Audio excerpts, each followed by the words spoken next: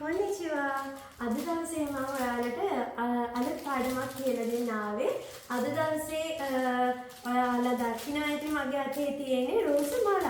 හරි රෝස මලට අපි ජපාන් භාෂාවෙන් කියන්නේ මොකක්ද? ඔයාලා දන්නවද රෝස මලට ජපාන් භාෂාවෙන් කියන්නේ මොකක්ද කියලා? බාරානෝ හනා කියලා. බාරානෝ හනා. එතකොට බාරානෝ හනා කියන්නේ රෝස මල. හරි.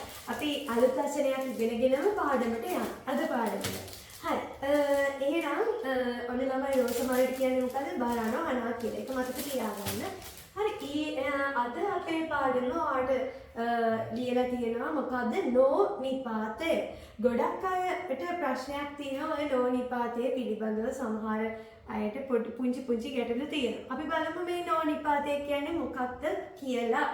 හරි නෝ නිපාතය ගැන ඔයා මෙච්චර කාලයක් දැනගෙන ඉඳලා තියෙනවා ඇත්තේ අයිතියක් හැඟවීමේදී නෝ නිපාතය පාවිච්චි කරනවා කියලා. නමුත් අද අපි කතා කරමු කොහොමද නෝ නිපාතය ඇත්තටම යෙදෙන අවස්ථා කීයක් තියෙනවද? මොන වගේ අවස්ථාවලටද යෙදෙන්නේ? මේ සියල්ල ගැනම අපි කතා කරමු. හරි. හරි එතකොට බලන්න නෝ නිපාතය. අපි මේක ලියන්නේ නෝ නිපාතය වදන්න නෝ අකුර එක කිසිම වෙනසක් වෙන්නේ නැහැ අර වා නිපාතය වගේ. මේක ඒ විදිහටම තමයි ලියවෙන්නේ නෝ නිපාතය. හරි අපි බලමුකෝ නෝ නිපාතය පාවිච්චි කරන අවස්ථා මොනවාද? අවස්ථා දෙකක් තියෙනවා. මොනවාද ඒ අවස්ථා දෙක? මෙතන ඔයාලට ලියලා තියෙනවා පේනවා ඇති. පළවෙනි එක අයිතියක් හැඟවීම. හරි දෙවෙනි එක නාමපද දෙකක් අතර සම්බන්ධයේ ගොඩනැගීම කියලා තියෙනවා. එහෙනම් මොකද්ද? පළවෙනි එක අයිතියක් හැඟවීම, දෙවෙනි එක නාමපද දෙකක් අතර සම්බන්ධයේ ගොඩනැගීම. එතකොට දැන් ඔයා බලන්න අපි පළවෙනි කාරණය ගමුකෝ. පළවෙනි කාරණේ තමයි අයිතියක් හැඟවීම. අපි බලමු පළවෙනි කාරණය මොකක්ද කියලා. අයිතියක් හැඟවීම. එතකොට මේ අයිතියක් හඟවනවා කියලා කියන්නේ ඔයා හිතන්නකෝ මම කියලා කියන්නේ වතාශි. දැන් මම කියන මගේ පොත. එහෙනම් එතන තියෙන්නේ මොකද්ද? අයිතියක්. මට අයිති පොතක් නේ. එහෙනම් එතන තියෙන්නේ අයිතියක්. දැන් මේක අපි කතා කරද්දී එහෙනම් මගේ කියන අදහස සඳහා අපි පාවිච්චි කරන්නේ කොහොමද කියලා බලන්න. පළවෙනි කාරණාව ගැන තමයි මම මේ කතා කරන්න යන්නේ. මම කියලා කියද්දී අපි පාවිච්චි කරන්නේ මොකද්ද? වතාශි.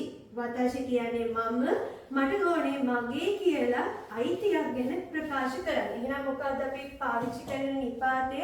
වතාශි නෝ කියන නිපාතය පාවිච්චි කරනවා. එහෙනම් අපිට ඔය වගේ අනිකුත් නාම පදවලට සම්බන්ධ කරන්න පුළුවන්. හිතන්නකෝ මම කියන ඔහුගේ. එහෙනම් ඔහු කියන්නේ කරේ. එහෙනම් ඔහුගේ කියද්දි කරේ නෝ කියලා අපිට පාවිච්චි කරන්න පුළුවන්. හරි.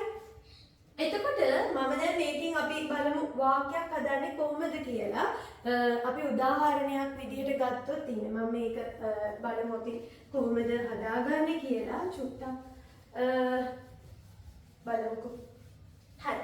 දැන් මෙන්න මෙහෙ විදිහට ආවොත් එහෙම හිතන්නකෝ මම කියනවා මගේ අම්මා ගුරුවරියක්.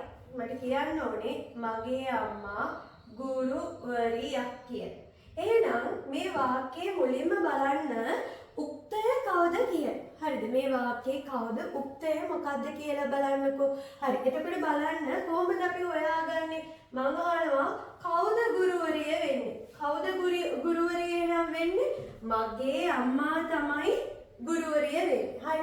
එහෙනම් මෙයා ඇවිල්ලා සබ්ජෙක්ට් එක අපි සාමාන්‍ය විදිහට බැලුවොත් එහෙම මේ වාක්‍යය ඇවිල්ලා මොන අර්ථයේ වාක්‍යයක්ද? ඇත යන අර්ථයේ වාක්‍යයක්.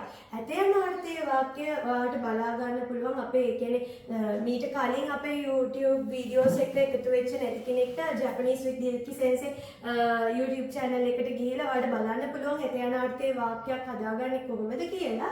එතකොට ඒකෙදි මම කියලා දුන්නා මොකද සබ්ජෙක්ට් එකට පස්සේ දාන්නේ වානිපාතය. වානිපාතයත් එක්ක වාක්‍ය අවසාන වෙන්න ඕනේ අනිවාර්යයෙන්ම this කියන නිපාතයත් එක්ක තමයි අවසන් වෙන්න ඕනේ. හරි. එතකොට දැන් මෙතනදී මොකද වෙලා තියෙන්නේ? මගේ අම්මා ගුරුවරියක්. එහෙනම් මෙතෙන්ට දීලා තියෙන පොඩි අයිතියක්. හරිද? එතකොට මොකක්ද එතන මගේ කියලා කිව්වොත් එතන තියෙන්නේ අයිතියක්. මේ කාගේවත් අම්මා නෙවෙයි මගේ අම්මා. එහෙනම් මොකද වෙන්න ඕනේ මෙතෙන්ට? නෝ නිපාතයක් එකතු කරන්න ඕනේ. හරි. අපි බලමු එහෙනම් මගේ කියලා කියන්නේ වතාශි නෝ කියන අදහස.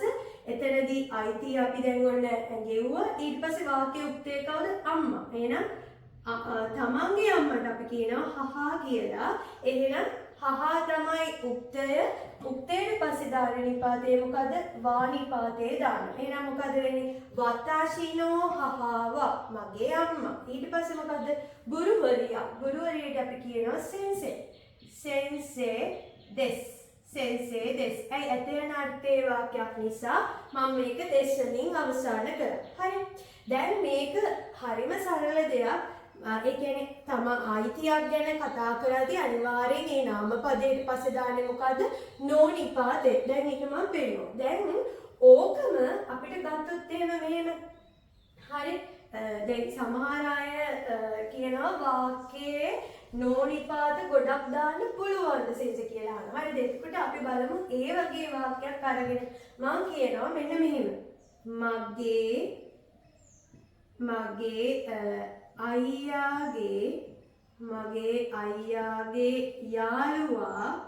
මගේ අයියාගේ යාළුවා ශිෂ්‍යයෙක්.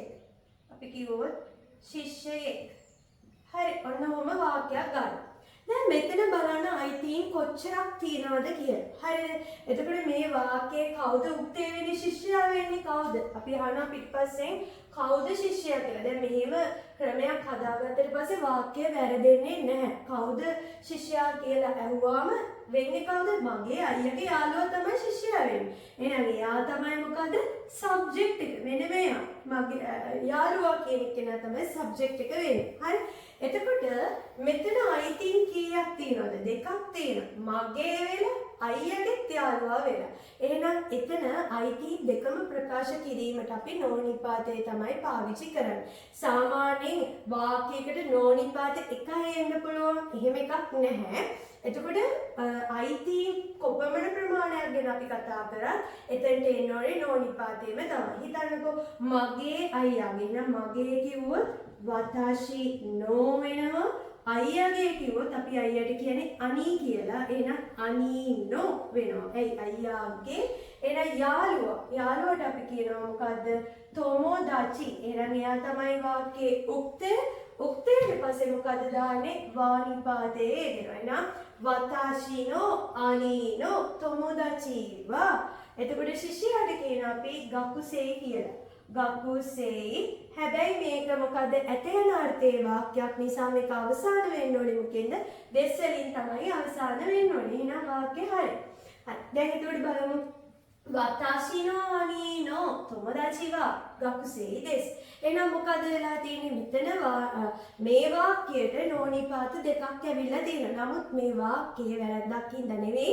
මොකද අයිතීන් දෙකක් පිළිබඳව සඳහන් වන නිසා. දැන් මේක මීට වැඩි ගත්තොත් එම මගේ අයියාගේ යාළුවාගේ නංගි ඔන්නෝම ආවොත් එම ආයෙ එතකොට මොකද වෙන්නේ? වතාශිනෝ අනීනෝ තොමෝදාචිනෝ ඉමෝතෝවා කියලා ගන්න පුළුවන්. හරි. ඒක ඒ විදිහට නෝනිපාතේ අපිට පාවිච්චි කරන්න පුළුවන්. හරි. එතකොට මම හිතනවා මේ පළවෙනි ක්‍රමය වට තේරෙන්නේ නැති කියලා. ඒ කියන්නේ පළවෙනි ක්‍රමය අපි මොකක්ද ඉගෙන ගත්තේ? අයිතියක් පිළිබඳව හැඟවීම. එහෙනම් අයිතියක් පිළිබඳව කතා කරනවා නම් ඒ නාමපදයේ පිටිපසට දාන්නේ මොකද? නෝනිපාතේ අපි පාවිච්චි